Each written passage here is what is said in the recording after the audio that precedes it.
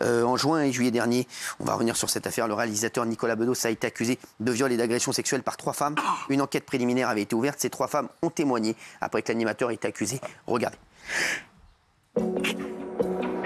Depuis plusieurs mois, Nicolas Bedos est visé par une enquête. Il s'agit d'une enquête qui a été ouverte le 5 juillet dernier pour viol et agression sexuelle. Alors que l'homme et réalisateur sera prochainement convoqué devant le tribunal correctionnel pour agression sexuelle en état d'ivresse dans une boîte de nuit dans le cadre d'une autre affaire, plusieurs femmes ont, en juillet dernier, porté de lourdes accusations à son encontre. Il lui aurait demandé avec insistance de monter dans sa chambre, elle aurait refusé. Nicolas Bedos a été entendu la semaine dernière en tant que suspect libre dans cette enquête pour viol. Myriam Palomba nous explique tout ce soir dans TPMP.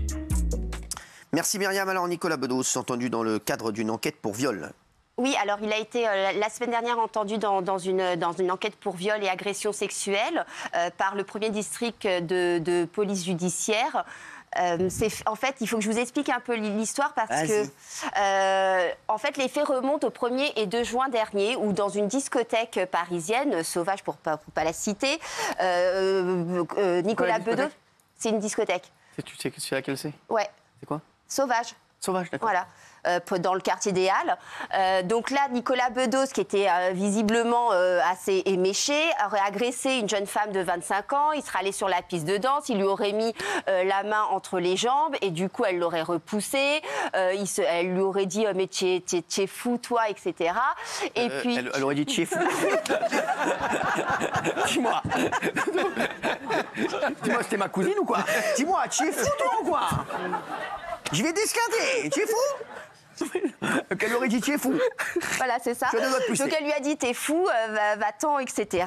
Et puis du coup, elle a été portée plainte le 12 juin. Et le 22 juin, Nicolas Bedos est donc mis en garde à vue suite à cette histoire. Alors là, il ne reconnaît pas vraiment les faits. Il dit que s'il y a eu effectivement attouchement, c'était accidentel, il était bourré, etc.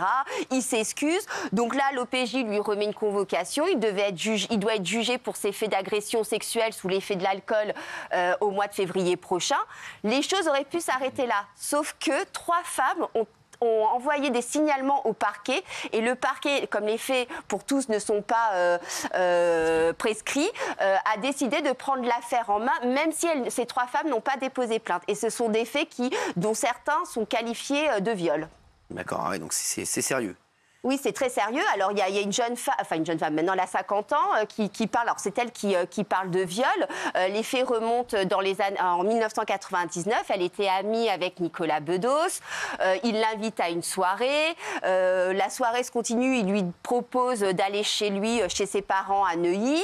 Et là, il lui propose de monter dans sa chambre. Il lui aurait proposé de monter dans sa chambre, c'est ce qu'elle dit. Évidemment, elle refuse parce qu'elle sent bien que quelque chose se passe. Il l'aurait attrapée par la gorge en lui disant « mais tu te prends pour qui, toi, t'es quand même pas Catherine Deneuve ». Là-dessus, il l'aurait forcée à aller dans sa chambre et là, aurait eu un acte sexuel non consenti avec cette jeune femme. Il y a une autre femme aussi qui parle, qui a fait un signalement en racontant qu'elle était adolescente au moment des faits, c'était en 2016, c'était dans une maison de vacances où elle était invitée par Nicolas Bedos et sa compagne de l'époque. Et là, pareil, alors là, c'est plus du ressort de l'agression sexuelle. Il aurait, il aurait voulu l'embrasser de force. Elle se serait débattue, et puis bon, ça en serait resté là. Et il y a aussi un 3e témoignage d'une autre jeune femme qui, là, explique qu'elle, c'est dans le cadre d'une soirée où il y avait des artistes, une soirée un peu cinéma, un peu showbiz, etc. Ouais. Et que là, pareil, il l'aurait forcée à aller, à la coincer dans les toilettes et qui, pareil, il aurait voulu l'embrasser, il lui aurait touché le ventre, etc. Enfin, il y aurait eu des attouchements. Donc, ces 3 signalements qui sont quand même des faits assez graves, le parquet a décidé de ne pas les prendre à la légère et aujourd'hui a entamé une enquête. Alors, c'est une audition libre. Pourquoi? Parce que, contrairement à la garde à vue, il aurait pu partir à tout moment. Mais effectivement, dans cette histoire, il est quand même considéré comme suspect. D'accord. Gilles? C'est une circonstance aggravante par rapport à la première affaire et le jugement en février. Parfois, on pense que non, mais le fait de commettre une agression sexuelle en état d'ébriété est une circonstance aggravante et vous pouvez risquer jusqu'à 7 ans de prison. Son procès en février, il risque gros, Cyril. Alors, Stéphane, qui sort du silence. Il est accusé de violence conjugale par plusieurs de ses ex-compagnes, mais on a des infos, Gilles, vous avez des infos exclusives vraiment, Gilles, et ce sont des vraies infos, hein, Gilles, vraiment. Moi aussi, j'ai des vraies infos. Oui, mais lui, On n'en doute pas. vas-y, donne tes infos, mais lui, il a vraiment eu... On n'en doute pas. Il a dû... Non, mais on n'en doute pas que vous ayez... Voilà, allez-y, parce qu'on aura les infos de Gilles. Bon, alors, je ne sais pas si les gens ont vu, mais là, depuis quelques jours, depuis samedi... Il sort du silence. Stéphane Plaza est sorti du silence. Alors, il fait de jolies phrases sur Instagram où il remercie son public. Il se la joue à moitié philosophe, etc. Là, aujourd'hui, il vient de dire que voilà. Là, c'est la reine pour enfoncer les gens. Non, j'en à moitié philosophe.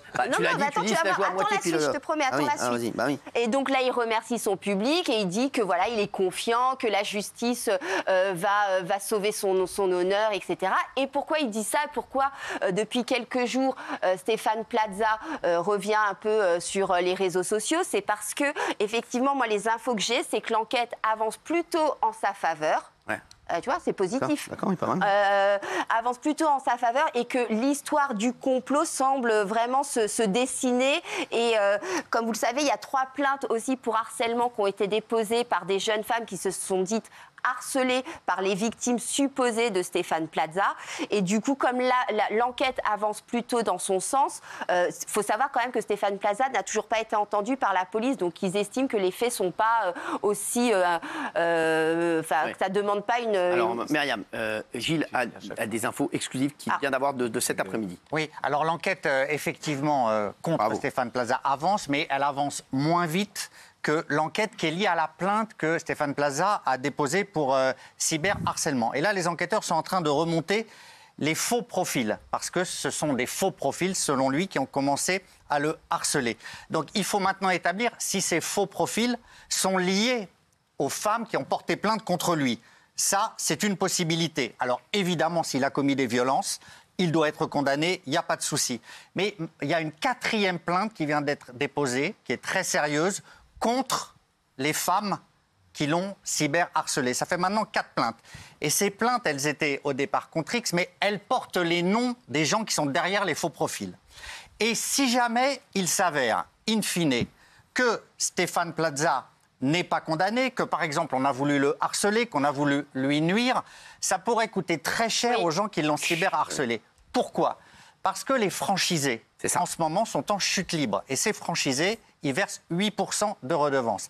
Et ces franchisés ont décidé d'attaquer les gens qui ont cyberharcelé, si jamais ces gens sont retrouvés, et si jamais Stéphane Plaza gagne ce volet-là, ces gens vont être attaqués par les franchisés et ça va leur coûter une fortune parce que le préjudice économique est énorme. C'est tout à fait normal. Et même au niveau de l'image. Une source de dossier m'a dit, si jamais il est établi que c'était vraiment du cyberharcèlement et si on retrouve derrière les faux profils les identités, ce qui est possible, ces gens-là vont se retrouver sur la paille. Donc c'est une affaire qui peut se retourner. C'est une affaire où il y aura très bientôt du nouveau et les sommes vont se chiffrer en millions d'euros. C'est-à-dire qu'on va demander à des gens, si ces gens sont retrouvés, de payer des millions d'euros de dommages. Donc voilà. Stéphane Plaza, en ce moment, encore une fois, je ne préjuge pas de l'issue de la première plainte. Lui, la situation est, voilà, il va très mal, il est isolé, il tente de se reconstruire. Évidemment, c'est difficile, il suit ça de très près. Mais le volet cyberharcèlement prend une dimension que l'on ne soupçonnait pas, Cyril. Voilà. Très bien, merci. Il y a des sommes énormes derrière. Merci à vous deux, en tout cas, merci. Homme qui reviendra demain, parce qu'on a d'autres infos, People qui tombent, et demain, il y a un très gros dossier qui va tomber.